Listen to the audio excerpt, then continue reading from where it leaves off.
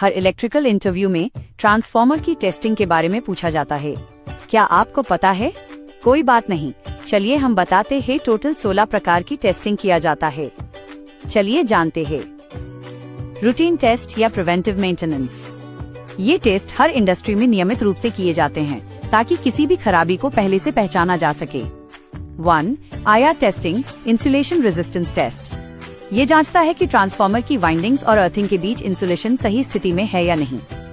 ये मेगर से टेस्ट किया जाता है। नॉर्मल वैल्यू 1 मेगा ओम केवी से ज्यादा होनी चाहिए। अगर रीडिंग कम हो, इंसुलेशन कमजोर है या मॉइस्चर है। 2.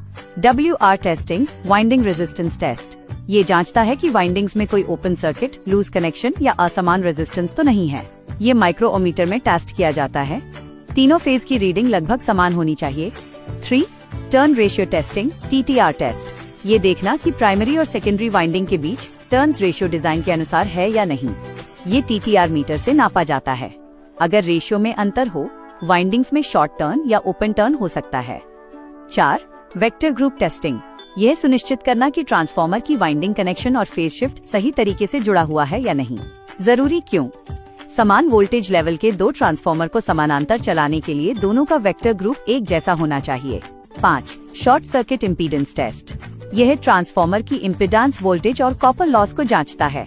प्रक्रिया: सेकेंडरी को शॉर्ट कर प्राइमरी पर रेटेड करंट प्रवाहित किया जाता है।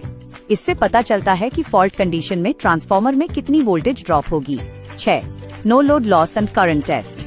ये जांचता है कि जब ट्रांसफार्मर बिना लोड के चलता है तो कोर में कितनी हानि, आयन लॉस होती है। ये पावर एनालाइजर से पता चलता है। Core loss, no load loss और नो लोड करंट की वैल्यू डिजाइन लिमिट में होनी चाहिए।